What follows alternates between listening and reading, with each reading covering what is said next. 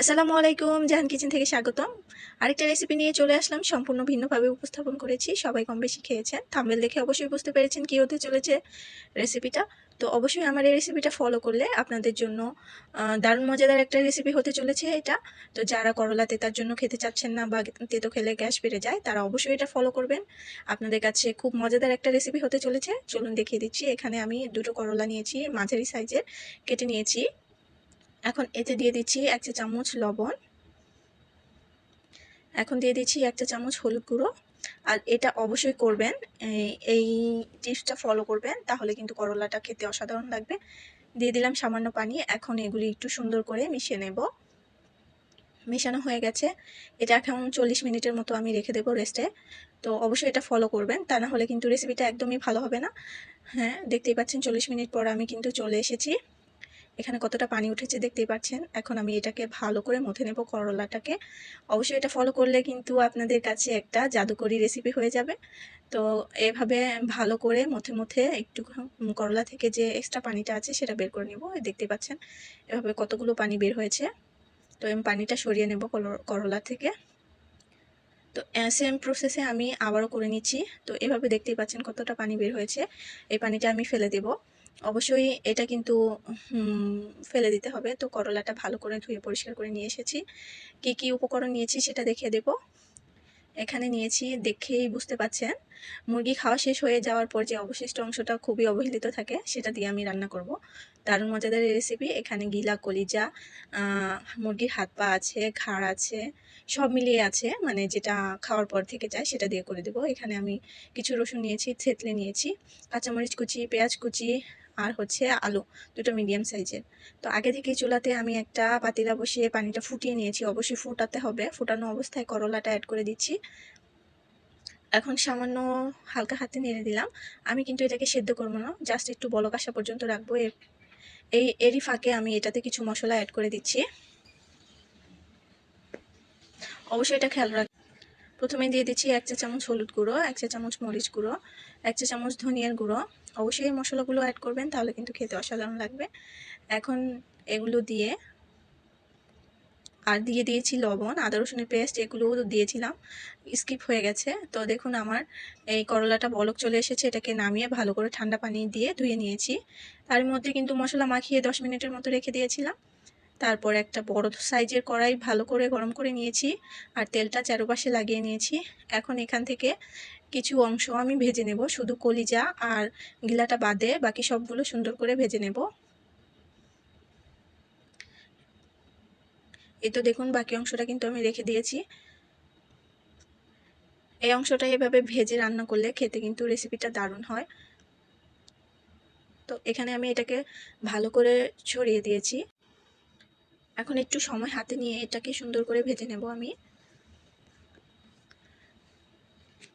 উঠিয়ে নিচ্ছি।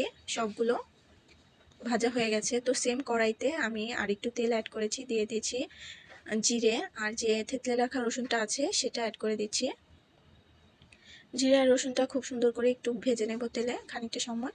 কিছু গোটা মশলা অ্যাড করছি, তেজপাতা আছে, দারচিনি আছে, এলাচ আছে। তো এগুলোকে কিছুটা সময় নেড়ে চেড়ে ভেজে নেব। তো এখন যে পেঁয়াজ কুচি আছে সেটা অ্যাড করে দিলাম। আর বাকি মশলার সাথে পেঁয়াজ কুচিটা কিন্তু খুব সুন্দর করে ভেজে নেব। দেখতেই পাচ্ছেন গোল্ডেন কালার কিন্তু করিনি, জাস্ট একটু কালার আসা অবধি ভেজে নিয়েছি। 1 চা চামচের মতো লবণ অ্যাড করছি। কিছুটা সময় পেঁয়াজের সাথে ভেজে নেওয়ার পর অ্যাড করছি আদা রসুনের পেস্ট। এখানে 2 টেবিল চামচের মতো আদা রসুনের পেস্ট অ্যাড করেছি। অবশ্যই এটা কিন্তু একটু বেশি পরিমাণে নেওয়ার চেষ্টা করবেন।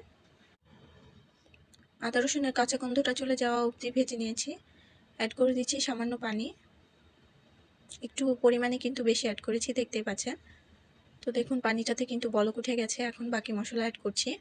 2 চা চামচের মতো হলুদ গুঁড়ো, 2 চা চামচের মতো মরিচ গুঁড়ো, 1 চা চামচ ধনিয়ার গুঁড়ো, হাফ চা চামচের মতো গরম মশলার গুঁড়ো অ্যাড করেছি। এখন এই মশলাগুলো খুব সুন্দর করে ভেজে নেব। অবশ্যই একটু সময় নিয়ে ভাজতে হবে। এই তো দেখতে পাচ্ছেন মশলা থেকে খানিকটা তেল ছেড়েছে। এখনই বুঝতে হবে কিন্তু মশলাটা সুন্দর করে ভাজা হয়ে গেছে। তো এই পর্যায়ে যে ভেজে রাখা মাংসটা আছে সেটা অ্যাড করে দিচ্ছি। মাংসটা দিয়ে দেওয়ার পর খুব সুন্দর করে নেড়েচেড়ে মশলার সাথে মিশিয়ে নেব।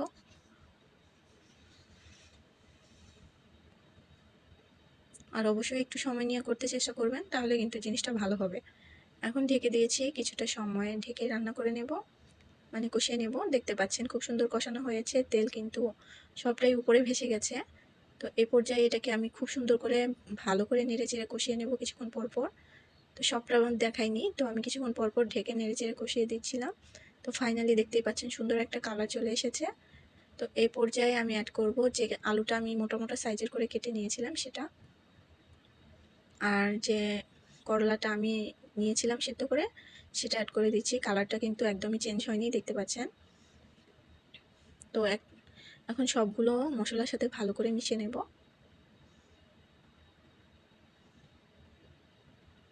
আর হালকা হাতে করে একটু করার চেষ্টা করবেন। তো এই পর্যায়ে ঢেকে দিচ্ছিলাম, ঢেকে 10 মিনিটের মতো কষিয়ে নেব। আর এটা মিডিয়াম আঁচেই করতে হবে, লো টু মিডিয়াম। তো সবগুলো ভালো করে মিশিয়ে নিয়েছি উপকরণ। এখন কাঁচামরিচ দিয়ে দিচ্ছি 4 থেকে 5টা। স্পাইসেসটা আমি আমার স্বাদ অনুযায়ী করে নিয়েছি। ঢেকে কিন্তু আরেকটু সময় কষে নিয়েছি, কারণ এখানে আমি আলাদা স্পাইসেস অনেক কিছুই অ্যাড করেছি। আর এই রেসিপিগুলো যেহেতু আমার ছেলে খায়, তাই আমি আমার স্বাদ অনুযায়ী মরিচটা অ্যাড করেছি। আপনারা আপনাদের স্বাদ অনুযায়ী করে নেবেন। তো এ পর্যায়ে কিন্তু আমি পরিমাণ মতো পানি অ্যাড করে নিয়েছি।